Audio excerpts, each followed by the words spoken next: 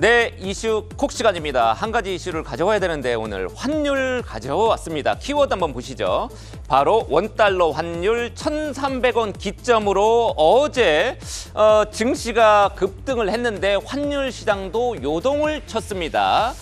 원달러 환율 1,300원 밑으로 떨어졌고요. 첫 번째 장을 한번 보시겠습니다. 갑자기 원화 강세로 이렇게 지금 분위기가 급반전을 했습니다. 원달러 환율이 1,297원까지 하락을 했고 요거는 원엔 환율입니다. 엔화 100엔당 867원까지. 예, 900원이 이제 엊그제였는데 벌써 이렇게 떨어졌습니다. 특히 원엔 환율 같은 경우에는 어제 우에다 가지고 일본은행 총재가 일본 10년물 국채금리 1%를 많이 넘을 걸로 금방 기대하지 마라. 이게 굉장히 완화적인 발언이었습니다. 그 완화적인 발언을 내놓고 나서 엔화가 약세로 가고 원화는 강세를 또 보였습니다. 지금 일본의 이제 10년물 국채금리 한 0.8% 정도 됩니다. 다음 장 보시겠습니다. 왜 그런지 원화가 갑자기 강세로 가는 이유 가장 중요한 거 외국인의 자금의 일시 유입이 가장 컸습니다. 지금 외국인뿐만 아니라 전체적으로 이제 공매도 전면 금지를 했습니다. 내년 6월까지죠. 그러면서 외국인의 자금이 어제 하루 동안에만 국내 증시에 1조 2천억 원 쇼커버링 자금입니다. 공매도 청산을 위해서 갑자기 1조 2천억 원이 유입이 되면서 원화값이 비싸지고 달러값이 좀 싸진 거죠. 사실은 이제 우리 시총에서 외국인 차지하는 비중이 한 27% 정도 됩니다. 그래서 외국인의 움직임이 중요한데 외국인 자금이 많이 들어왔던 것이죠. 또 하나는 긴축 종료 기대가 있습니다. 제롬 파월 연준 의장이 이제 최근에 FOMC에서도 이제 덜 매파적인 발언을 하면서 이제 미국의 기준금리 더 이상 안 올릴 것이라는 것을 강력히 시사를 했죠. 그 다음에 지난주 금요일이었습니다. 한국 시간으로 토요일에 고용지표가 나왔는데 10월 기준으로 전달 대비 15만 개밖에 일자리가 안 늘었습니다. 실업률은 3.9%로 조금 올랐습니다. 고용이 많이 둔화하면서 추가 긴축 기대가 거의 많이 사그라진 것 같습니다.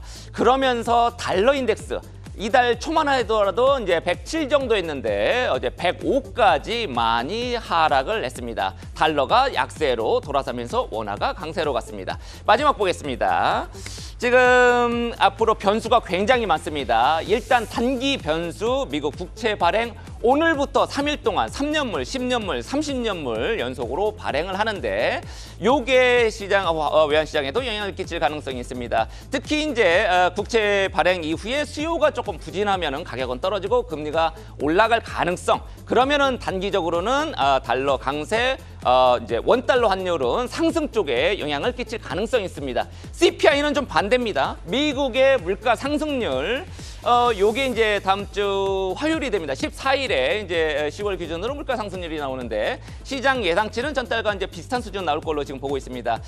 미국의 물가 상승률 6월에 3.0으로 저점을 찍고 계속 올라가고 있지만 올라가봤자 한 3.7% 정도 지금 유지를 하고 있습니다. 요 정도의 많이 떨어진 물가 상승률 계속 지속이 될 경우에는 달러 강세에 제한하는 요인으로 작용할 가능성이 높습니다. 가장 중요한 거는 역시 펀더멘털입니다. 그러니까 미국과 한국의 경제 기초 체력의 차이가 외환시장에 고스란히 반영된다는 것이죠.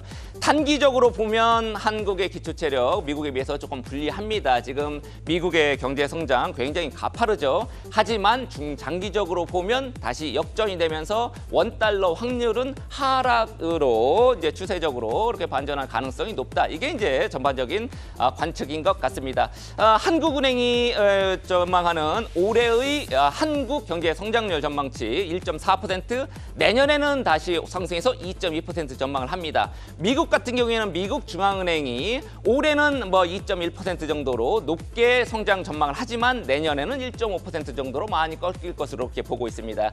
결과적으로 이런 양국 간의 장기 경제 전망이 장기 원달러 환율에도 큰 영향을 끼칠 것 같습니다. 지금까지 이슈 콕이었습니다.